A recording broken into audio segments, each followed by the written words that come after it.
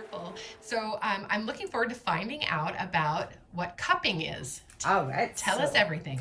What cupping? First, what is a cup? That's a cup. Yeah. And that's an apparatus to create suction. Yeah. So it will lift the tissue. So what you generally do, you apply the cup in an area that will have a lot of tension. Okay. So it's only used for excess. You don't use that on somebody that's a little bit deficient. That will be too draining. So you want to use when there's a stagnation, when there's something really hard that you cannot move. And like example, shoulder, like all around the shoulder blade. So what cupping does, it bring more circulation to the area because it lifts the tissues, meaning all the skin and all the fibers underneath. Like muscles have fibers. And when they get really tense, when there's an accumulation of acid lactic, it creates a knot. So all those fibers are glued together. So you can choose to release those fibers by pressing on it, by doing massage or tuina, or you can use this other technique of cupping, who is more like lifting the tissue. It's the same purpose. You bring more circulation, so more blood circulation to the area, so it could release, so the muscle get oxygenated, and you have a relief. So there's different ways, there's different cups. First, the traditional way would be using a glass cup with a cotton ball and alcohol, and you lid up the cotton ball and put it inside and turn it around, and they create a suction in the skin. Okay.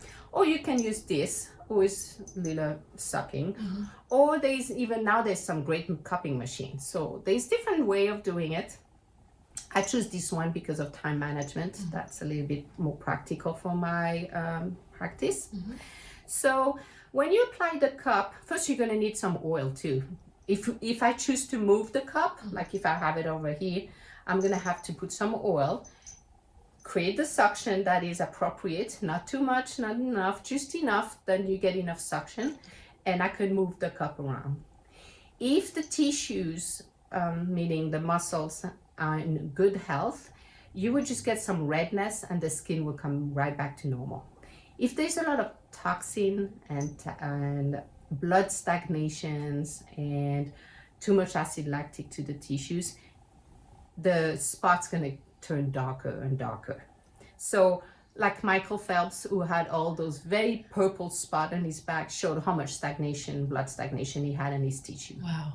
So the darker you have, the most toxin, and the lighter is less toxin in the tissues. So it helped to get things moving and remove it out of the tissue. So you be sure to drink lots of water after you get cut. So it is not a bruise, the blemish that you get, those purple spots or red. It is more of a break of the vessel, like a big hickey. That's how I like to say. It's pretty much a hickey. That's what it is. You got sucked by an octopus. Love it. So if it was a bruise, it would turn yellow and green. And so just to create a little bit more clarity of what it is. So it, like a hickey, it will take 3-4 days to disappear. Wonderful. And that's pretty much I have to say about cupping. Okay, thank you so much. You're welcome.